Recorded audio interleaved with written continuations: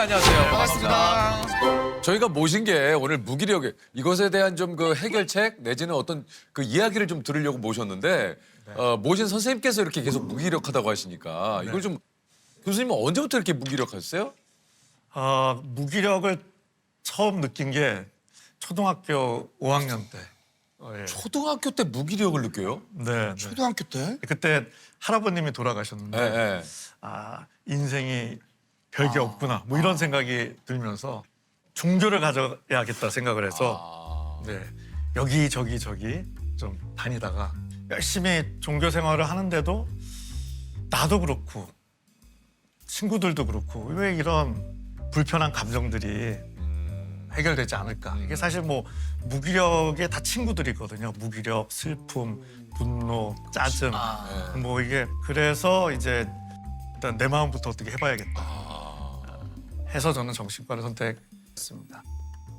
이게 좀 우리가 무기력에 빠진다는 얘기를 계속 하는데 왜 우리는 무기력을 느끼게 되는 겁니까? 무기력은 뭐 일단 지금 지구 자체가 무기력합니다. 왜냐하면 코로나 때 무기력하다는 얘기가 더 많았어요. 많았었죠. 네. 네. 코로나 끝나고 더 늘었습니다. 왜 그럴까요? 그래서 그 고민을 또 오시는 분도 있으세요. 코로나가 끝나면 힘이 나야 되는데 더 무기력하니 나만 문제가 있는 거냐. 이 좀 슬픈 통계이지만 이제 일본 같은 경우에는 지진이 있으면 2년차, 3년차에 더 증가하는 통계도 있고요. 우리 통계도 재작년, 작년 좀 더 증가했습니다. 그래요? 코로나 이후에 무기력감이 찾아오는 걸로 되어 있습니다. 왜냐하면 그 코로나를 이기려고 너무 애썼기 때문에. 그게 꼭 뭐 코로나뿐만 아니라요.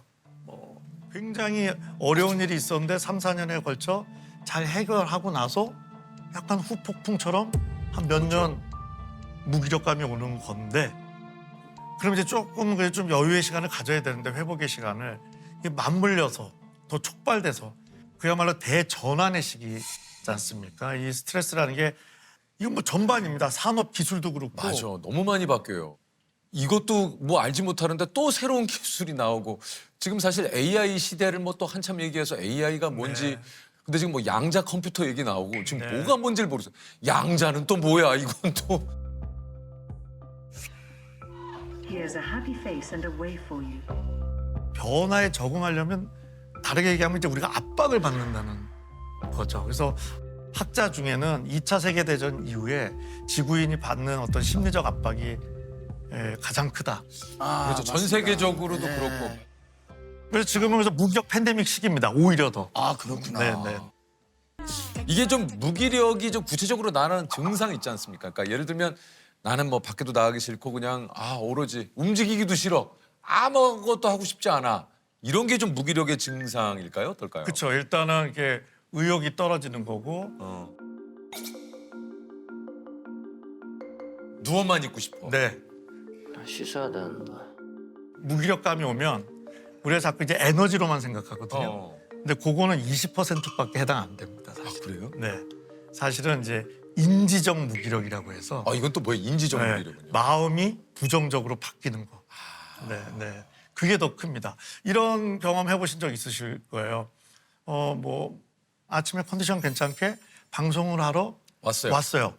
에너지가 있어요. 있어요. 근데 뭐 좀 안 좋은 이야기를 들었다든지 뭐 좀 내가 하는 일인데 잘 진행이 안 된다든지 그러면 그냥 싫어. 그냥 오늘 방송이고 뭐고 차라리 이거 다 때려치고 가버리고 싶어. 그거는 제가 무슨 에너지 쓴 것도 없잖아요. 아무것도 없죠. 그냥 영향을 받은 그걸 이제 인지적 무기력이라고 그게 하는데 인지적 무기력. 그게 훨씬 커집니다. 그래서 무기력의 핵심은 에너지가 떨어지는 부분도 있지만 그거보다는 사람이 부정적으로 되죠. 현재가 싫어져요. 그러니까 어디 멀리 가고 싶은. 떠나고 싶죠. 이 지금 상황을. 네. 그렇죠. 근데 벗어나서. 그때 떠나면 절대 안 됩니다. 안 됩니까? 네. 더 후회하게 되죠. 네, 왜냐하면 떠난다고 해서 이게 해결이 되는 게 아니거든요. 뭐 직장 예를 들면 거의 한 분씩 오십니다. 네. 사표를 내겠다. 구체적으로 저기에 가고 싶고 저기가 가고 싶어서 가는 거는 뭐 좋죠. 그렇죠. 근데 그냥 여기가 너무 싫어. 이래서 결정을 하면요. 스트레스가 10배쯤. 오히려 더 그 그걸 없애기 위해서 갔다가 네, 네. 더 네. 증폭이 된다는 네, 얘기. 그래서 어디로 막 떠나고 싶은 것도 생기고요. 그다음에 사람 만나는 것도 다 싫어지고. 네. 그리고 아무것도 하고 싶어지지 않고 그냥 쭉 긴 무기력이 빠지게 되죠. 이게 그 무기력이 이렇게 계속되다 보면은 신체 건강에도 안 좋은 영향을 좀 미친다 그래요. 그렇죠. 저는 이제 정신과 의사인데 음. 이상하게 생각되실지 모르지만 감정은 후순위입니다. 그건 또 무슨 얘기입니까? 진료를 할 때 뭐 마음을 편안하게 하는 거는 3순위, 4순위. 왜냐하면 쉽지도 않고 너무 불안하면 마음도 불편하지만 실시간으로 몸이 상합니다. 식욕이 일단 없어지잖아요. 식욕 없어지고 식욕이 또 늘기도 하고요. 요즘 반대로. 그쪽 연구가 많이 되어 있어서 네, 그래서 뭐 소화 안 되고 안 되죠. 뭐 심지어는 아파. 코로나 증상 비슷하게 아파. 찾아오시는 분도 있고요. 진짜 그래서 그래요. 진짜 스트레스가 만병의 근원이고 제일 걱정되는 뭐 치매 이런 거에 있어서도 심리적 원인이 8%나 해당합니다. 당뇨, 고혈압, 합친고보다 더 높거든요. 아, 이게 참 그래서 저는 처방을 하면서도 마음 때문에 드리는 게 아니라 몸 때문에 드린다. 그래서 이거는 불가능하다. 마음 편히 사는 거는 불가능하다. 그건 불가능하다. 근데 마음은 불편하지만 잘 버티면서 그렇지. 몸은 꽤 괜찮게 건강하게 유지하는 건 가능하다. 그건 가능하다. 마음과 몸은 뇌를 통해서 연결되어 있습니다. 호르몬, 여러 가지 신경, 면역 등등. 무기력하면 아무도 안 만나죠. 그럼 외롭죠. 그 정도 되면 우울하겠죠. 무기력으로 인한 삶의 의욕이 떨어진 거에 자살률이 증가하는 것 자체가 몸에 실제 데미지가 올 수 있다는 거죠. 감정의 전염이라 그러죠. 그런 것들이 일어나면서 이게 이제 퍼질 수도 있죠. 이전에 제가 입원 환자도 있고 하고 했을 때는 그런 안타까운 경험을 저도 한 적이 있죠. 그래서 그 자살 보도 준칙 이런 거는 이제 제가 언론사 분들과 함께 그 지침 보도 기준을 만들기도 했는데 요즘 보면 이렇게 사건의 디테일이 들어가야 되는데 요즘 전혀 없죠. 이제 오히려 생명의 전화나 이렇게 붙어 있는 게 그런 것들이 반영되는 건데요. 근데 우리의 뇌는 그런 부정적인 정보에 우리가 더 끌리는 게 있긴 하지만 좀 그걸 제한시키는 게 필요하다고 생각합니다. 아니면 더 무기력해지죠. 아니 이게 우리 일상에서 무기력을 악화시키는 습관도 좀 있다 그래요. 네. 그게 바로 무기력한 내가 문제가 있다 생각을 하는 건데요. 이거를 2차 스트레스라고 합니다. 2차 스트레스. 네. 예를 들어서 저도 건망증이 심한데 출근하려고 차에 내려갔는데 키를 안 가지고 왔더라고요. 네네. 이 정도는 뭐 귀여운 수준이죠. 그래서 집에 올라가서 키를 찾아서 현관에 갔는데 신발이 안 보이는 거예요. 그래서 내가 보신 신발. 차에서 혹시 벗고 내리셨어요? 그 정도까지는 아니었고요. 근데 하여튼 막 가끔 신발을 신고 그러면 안 되는데 아내 몰래 집에 들어갈 때가 있거든요. 빨리 한다고. 그래서 막 화장실도 가보고 했는데 없더라고요. 그래서 이제 너무 늦어서 새 신발을 신고 현관문을 열었더니 그 바깥에다 벗어놓고 왔더라고요. 너무 급한 마음에.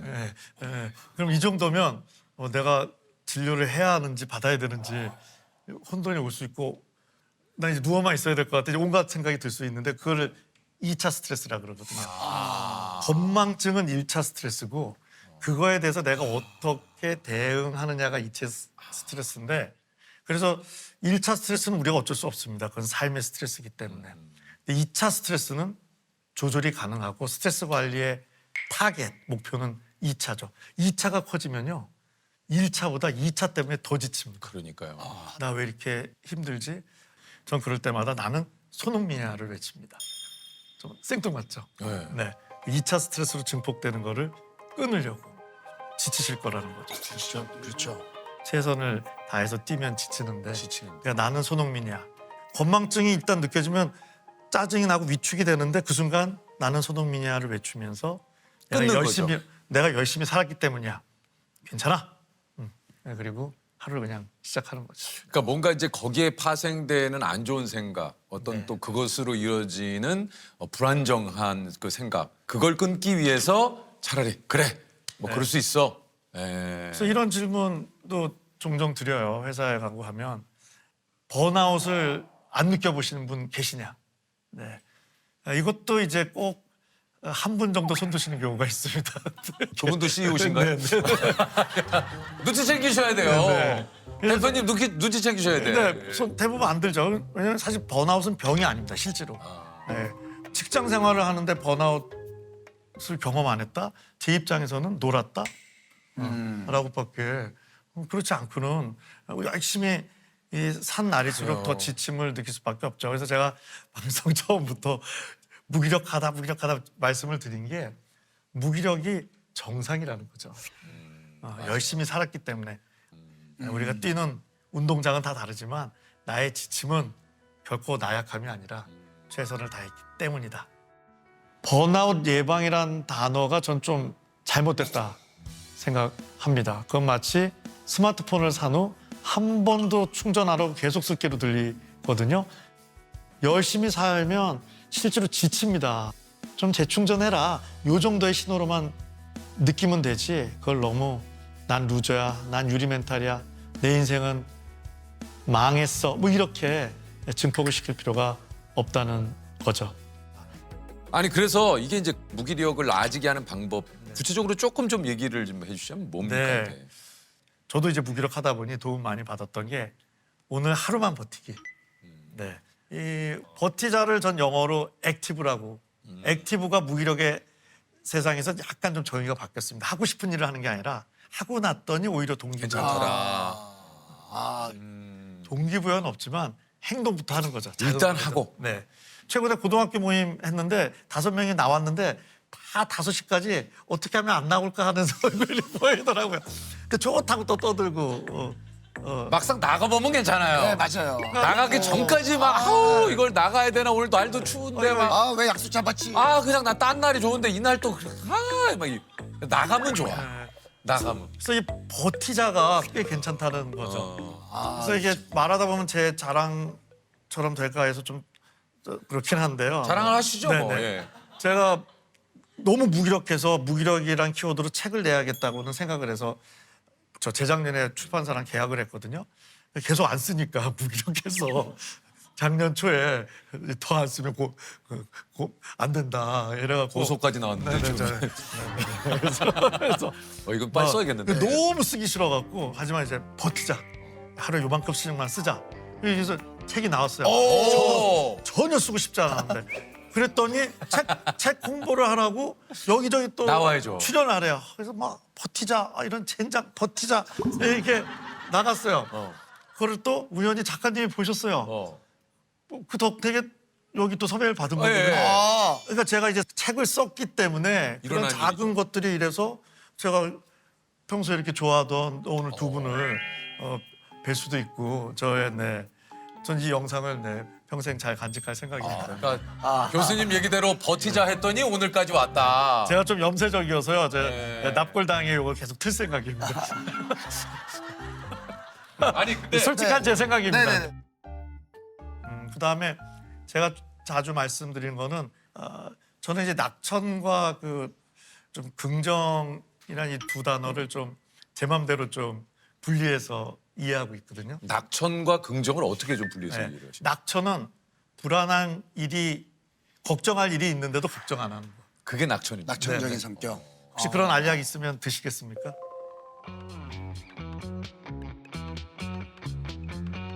아니요. 네. 저는 먹겠습니다. 저도 저는 그냥 근본적으로 해결이 안 되는데 그냥 낙천적인 기분만 느끼는 거 별로 것 같아요. 네. 역시 훌륭하세요. 좀 우리가 맞는 것 저는 같아. 뭐 알약 뭐 배부르게 먹을 수 있다면 뭐 먹읍시다. 예, 예. 아니 뭐 주변에 문제가 생기던 내 마음 편한 네, 네. 법안이지. 그래서 낙천은 이제 좀 그런 거라면, 그런 거라면. 네네. 긍정은 걱정할 거는 걱정하지만 그래도 미래에 대한 긍정적인 그 관점을 1도라도 유지하는 놓치지 않는 거거든요. 이게 낙천과 긍정이네요. 네. 오. 저한테 도움이 많이 된 것 같습니다. 우리가 내 마음대로 잘 안 되는 게 많지 않습니까? 너무 많죠. 뭐 기다려야 되고 뭐 뭐도 되고 뭐 제 기억에 그 유퀴즈도 막 처음부터 잘 되셨던 아, 건 알죠, 아니잖아요. 알죠. 네. 그렇죠? 불안함에 뭐 일주일을 뭐 네, 그냥 네. 예, 또 방송 나가고 저도- 나면 또 뭐. 저도 뭐 같이 보면서 아슬아슬했었는데. 네. 네, 그때는 진짜 네. 저희가 막 타로도 보고 했었어요. 네. 그러니까요. 근데 그분이 근데 그 타로 그분이- 쌤이 그랬어. 대관식은 준비가 돼 있다. 네. 그리고 그분이 시청률도 5% 정도 나올 것 같습니다. 그래 형이 나오면서 우리가 이분 잘 못 보시는 것 같은데 그랬는데 실제로 그게 이루어졌어요. 그러니까요. 아까 말씀드렸지만 무기력이라는 게 사람이 부정적으로 바뀌는 거거든요. 까만 지하실에 있어도 그 한 줄기 빛, 유퀴즈 5% 나올 거야. 이런 거죠. 이렇게 될지는 모르는. 그러니까 아니 그래서 그런 거 있어요. 가끔 이제 그런 긍정적인 마인드를 장착하기 위한 내 스스로의 주문일 수도 있고 파이팅! 아자 오늘도 힘내자. 좀 그러니까 뭐 어떻게 보면 이게 셀프 긍정이라고 할까요? 그러니까 모든 일에 좀 긍정적인. 근데 이런 친구들이 가끔 보면 주변에 며칠 뒤에 링거 맞고 그러더라고요. 네. 뭐 제가 대표적인 케이스예요. 요건 어떻습니까? 셀프 긍정. 이거 중요하죠. 중요하죠. 근데 이제 무기력의 시대에는 그걸 한 90% 가져가되 하루에 1시간 정도는 괜찮아. 최선을 다했어. 그렇지. 그거를 이제 연민, 위로라고 합니다. 그래서 마인드 컨트롤과 그러니까 마음을 조종하는 거와 내 마음을 위로하는 거를 그래도 한 9대 1로는 좀 섞는 게 필요하다는 거죠. 제가 시청자분들께 10번만 화이팅하면 채널 다 돌리실 겁니다. 네. 왜냐하면 그게 나쁜 게 아닌데 그쵸. 우리 마음이 되게 이중성이 있거든요. 그래. 또 뭔지 너나 알아. 화이팅 하세요. 뭐 이렇게 이제 그래. 뭐 내 기분은 그렇지 않은데 뭐 네가 파이팅 한다고 내가 파이팅이 되냐? 이러실 수도 있고. 그래서 참 화이팅 하는데 이 하루를 좀 마감할 땐 그래도 지치고 힘들거든요. 내 뜻대로 안 될 때 잘했어. 뭐 나는 손흥민이야. 모르는 게 약이야. 뭐 여러 가지 걸 쓰면서 한번 나를 꼭 안아주는. 그러니까는 완벽주의 때문에 고민해서 오시는 분들이 많습니다. 네. 완벽주의 자체는 나쁜 게 아닌데 요즘 완벽주의가 과불안으로 갔고. 그래서 이거를 완벽주의를 좀 이렇게 적용하는 게 저는 중요하다고 생각합니다. 일을 할 때는 완벽주의로. 하지만 일이 끝나고 나서는 결과가 어떻든 받아들이고. 꼭 안아주는 위로를. 그렇지. 그러면 되지. 이게 아마 중장기적으로도 그게 중요하죠. 롱런할 수 있고 맞아요. 더 좋은 그겁니다. 결과를 낼 수 있죠. 열심히 일한 날일수록 하루를 마감하는 엔딩 감성이 짜증나, 피곤해 이렇게 되기가 쉽습니다. 송혜교님 편이 생각나더라고요. 이제 뭐 행복일기, 긍정일기 쓰기이죠. 많이 힘드셨을 때 저녁에 자기 전에는 오늘 하루 감사했던 10가지를 적는 거를 5년을 했어요. 5년을요? 네. 오늘 날씨가 좋은 것도 감사하고 너가 굶지 않고 밥을 먹은 것도 감사하고 그런 소소한 것들을 감사하기 시작하니까 너무 많더라고요. 오늘 너무 좋았어까지는 아니지만 나쁘지 않았어 정도로는 하루를 마감해줘야 오늘 하루 가치 있게 보냈다. 이런 기억이 이제 남게 되면 그게 이제 또 그 다음에 뭔가를 할 때 좀 더 버티는데 도움이 되죠. 아니 그 정신과 의사로 사는 건 좀 어떻습니까? 정신과 의사로 사는 것 한 30년 했을 때 후회했습니다. 왜요? 제가 30년 정신과 의사하고 깨달은 게 내 마음이 내 마음대로 안 되는 걸 깨달아서. 그렇죠. 원래 내 마음대로 안 되잖아요. 내 네, 뜻대로. 되는 줄 알고. 그걸 정신과를 그래서 했었거든요. 이제 그 공부를 또 하셨고. 네.